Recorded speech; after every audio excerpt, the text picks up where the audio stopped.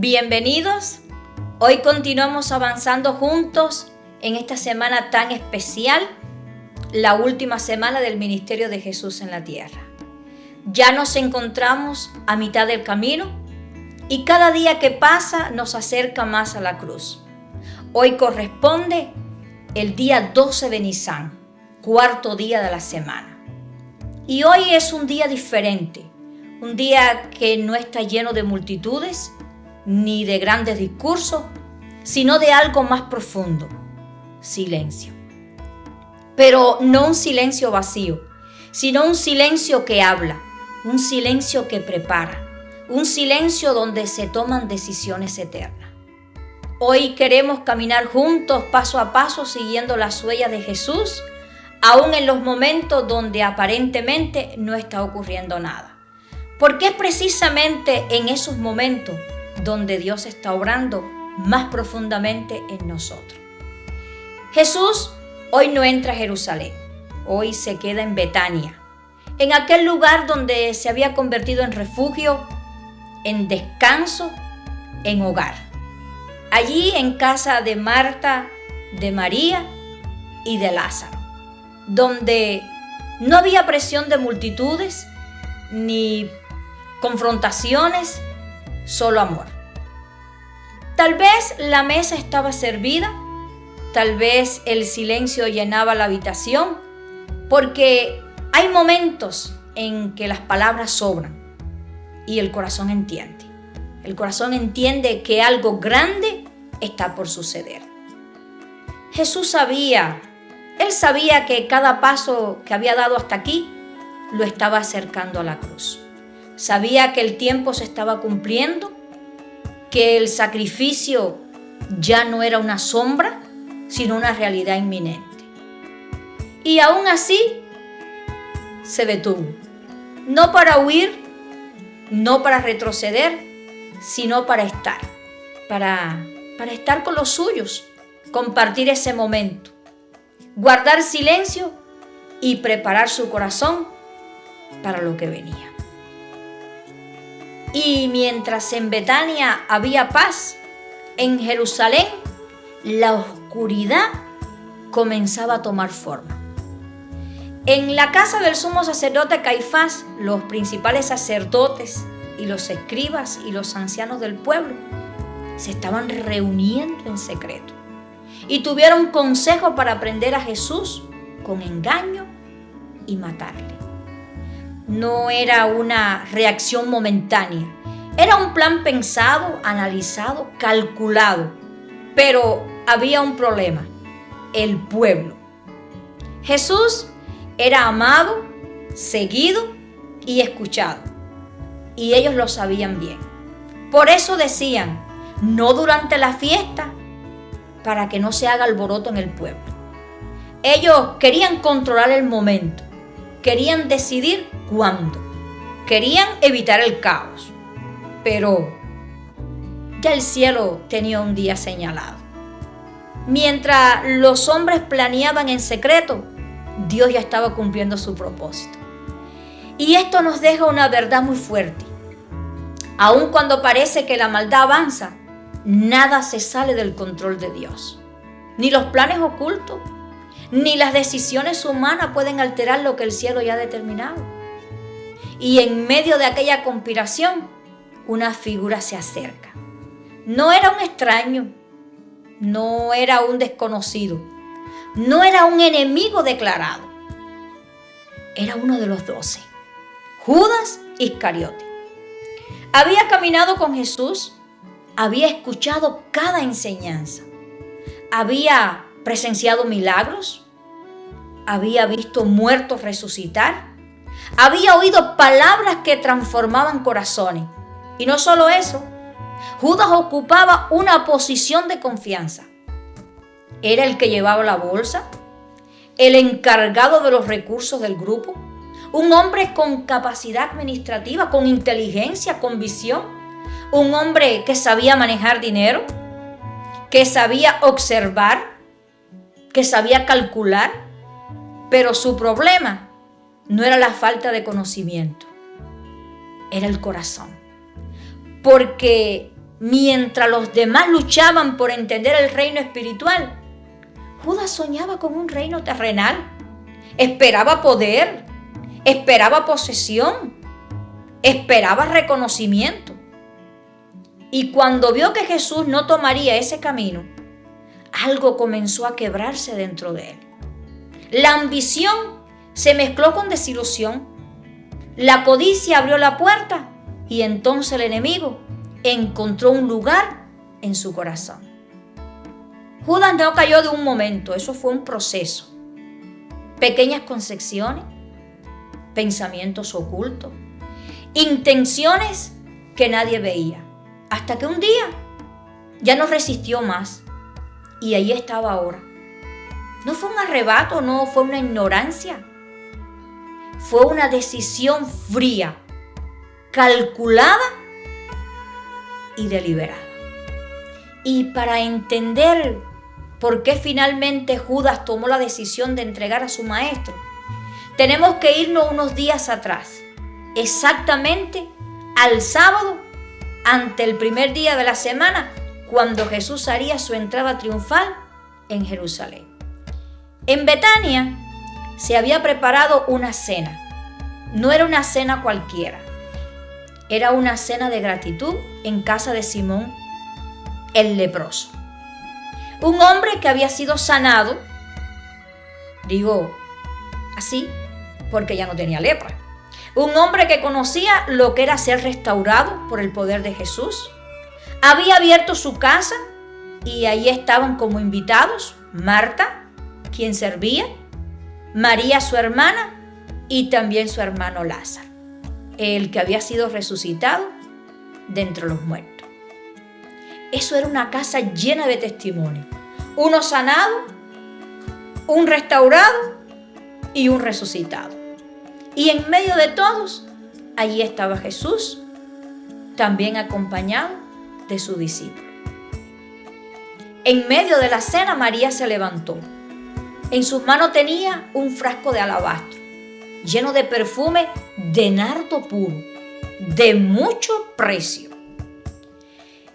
Sin decir palabra, María lo derramó sobre la cabeza y los pies de Jesús y lo secó con su cabello. Lo hizo sin reserva, sin medida. La casa se llenó del aroma, pero no todos percibieron lo mismo. Entre los discípulos había uno que no veía adoración, veía pérdida. Y este fue Judas Iscariote. En su mente no había gratitud, había cálculo.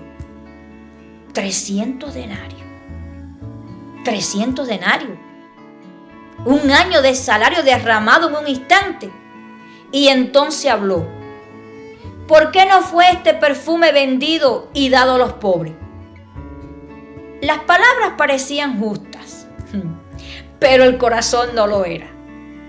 No era que deseara tanto tener cuidado de los pobres, sino porque era ladrón y teniendo la bolsa, sustraía de lo que se echaba en ella. Mientras María daba todo, Judas pensaba en lo que podía haber tomado. Mientras uno adoraba, el otro calculaba. El ambiente cambió. Algunos comenzaron a murmurar. La incomodidad creció. María quedó expuesta, vulnerable, quizás temerosa. Pero entonces Jesús habló no con dureza, sino con una autoridad llena de amor. Déjala. Para el día de mi sepultura ha guardado esto. Aquella palabra cayó como un golpe dentro de Judas, porque él no quería un Mesías que muriera, quería un rey que reinara. Y en ese instante, dos cosas ocurrieron dentro de él. El perfume hirió su codicia y las palabras de Jesús confrontaron su visión y su corazón rechazó ambas. Porque aceptar eso era renunciar a todo lo que había esperado. Y en ese momento, sin palabras, sin ruido, sin que nadie lo notara, su decisión estaba tomando forma. Pero, aunque los hombres no entendían lo que estaba ocurriendo, Jesús sí. Él conocía cada pensamiento, cada intención, cada lucha interna. Sabía que entre los 12 había uno que no se había rendido completamente. Y aún así, Jesús no lo expuso. Jesús no lo rechazó.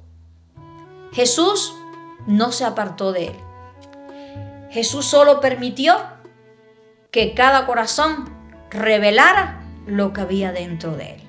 Y ese día Judas tomó una decisión.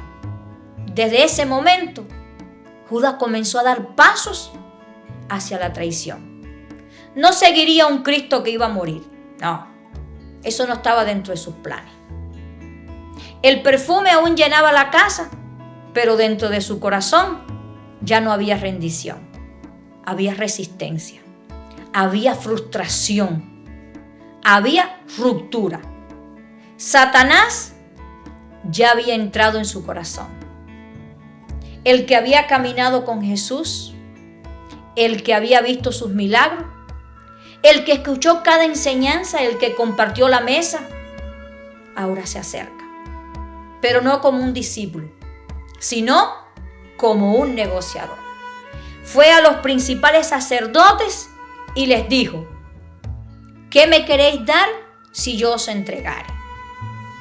No hay presión, no hay amenaza, no hay error momentáneo, hay una decisión. Y ellos al oírlo se alegraron, porque la oportunidad que tanto habían esperado había llegado desde adentro. Y entonces fijaron el precio. No fue una cantidad al azar, no fue un número cualquiera. 30 piezas de plata. Según el libro de Éxodo, capítulo 21, verso 32, ese era el precio exacto que la ley pagaba por un esclavo. Y siglos antes, el profeta Zacarías ya lo había anunciado. Y pesaron por mi salario 30 piezas de plata. Y así el Hijo de Dios fue tasado como un siervo, como algo sin valor. Desde ese momento Judas buscaba oportunidad para entregarlo. Pero esta historia no comenzó ese día. Comenzó antes, en los secretos del corazón. Porque antes de que alguien traicione con sus manos, ya ha traicionado con su alma.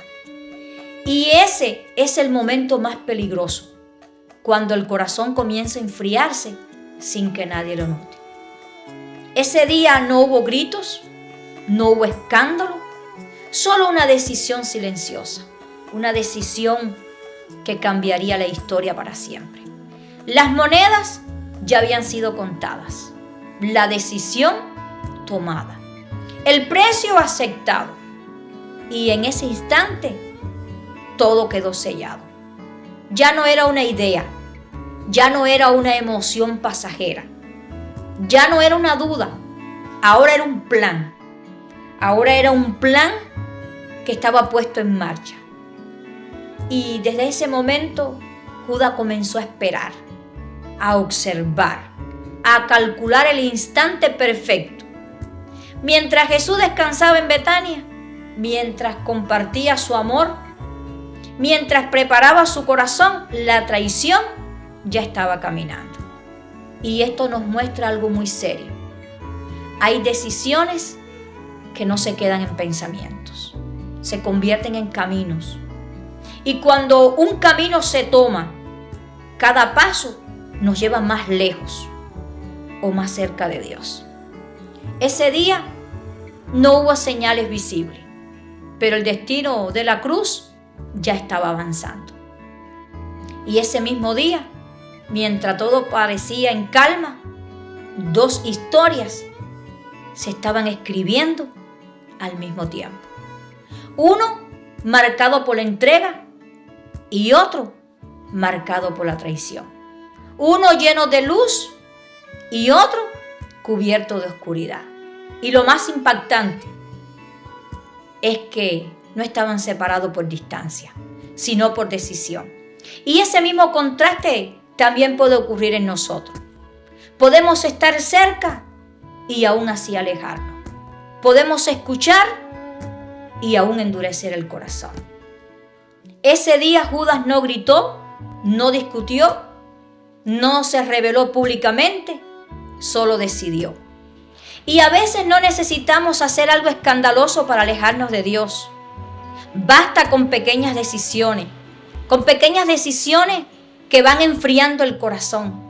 Decisiones como callar cuando debíamos hablar, ceder cuando sabíamos la verdad o alejarnos sin darnos cuenta. Y al ver esto, no miramos a Judas, no lo vemos desde lejos, nos miramos a nosotros.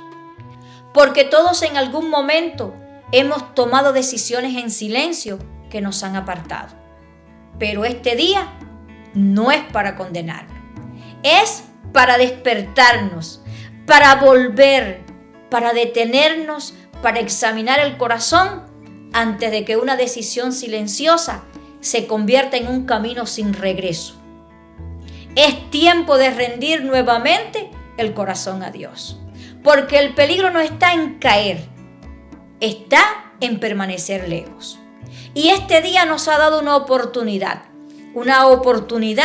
de revisar nuestro interior, de ser sinceros con Dios, de volver a acercarnos, no desde la apariencia, sino desde el corazón. Hoy no queremos seguir caminando lejos, queremos volver. Y te invito para mañana. Mañana será un día extraordinario. Te espero aquí donde crece la fe para continuar esta serie. Suscríbete y activa la campanita para que no te pierdas ni un solo detalle. Yo soy Barbarita Rivero y te deseo muchas bendiciones.